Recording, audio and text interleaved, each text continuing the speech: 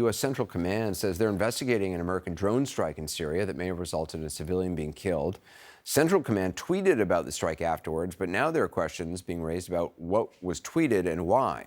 CNN Pentagon correspondent Oren Lieberman joins us now with details. So, what do we know about the target of the strike and why CENTCOM sent out this tweet?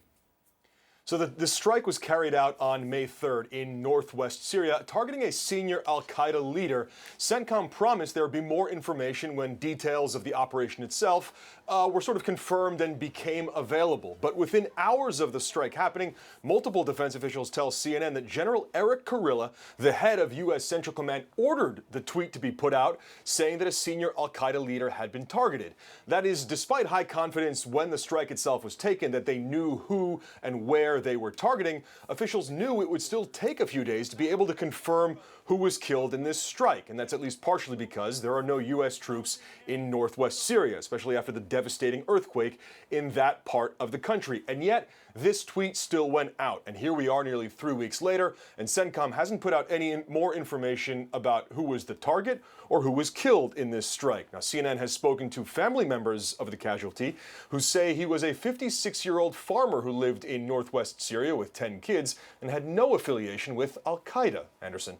So the tweet didn't say that they had killed an al-Qaeda leader. It just said that they had targeted one and there'd be more information, and they've just never followed up. And now local civilians are saying that a civilian was killed.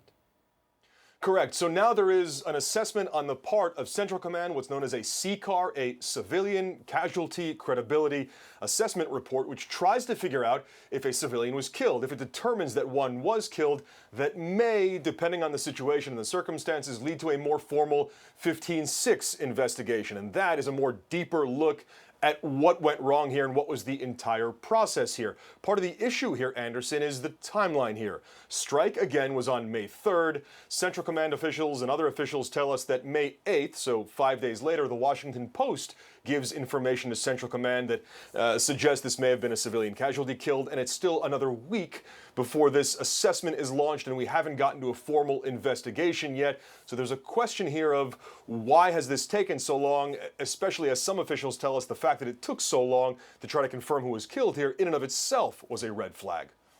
So, I mean, obviously, look, this is not the first time something like this has happened. There was the Kabul strike in 2021 that killed 10 civilians during the U.S. withdrawal from Afghanistan. Has the Pentagon commented?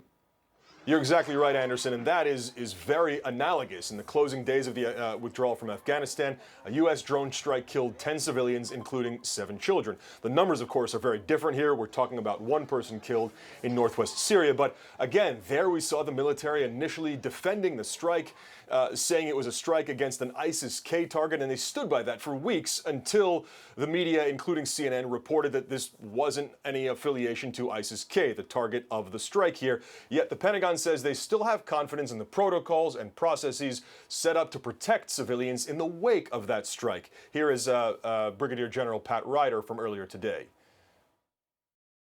So in terms of CENTCOM's strike, as you know, they conducted that strike on the 3rd of May. They are investigating the allegations of civilian casualties. So, I think our record speaks for itself in terms of how seriously we take these. Very few countries around the world do that. The Secretary has complete confidence that we will continue to abide by the policies that we put into place. So the question now, how long does this assessment take? Does it lead to an investigation? And Anderson, at what point and will there be calls for accountability? Oren Lieberman, appreciate it. Thank you.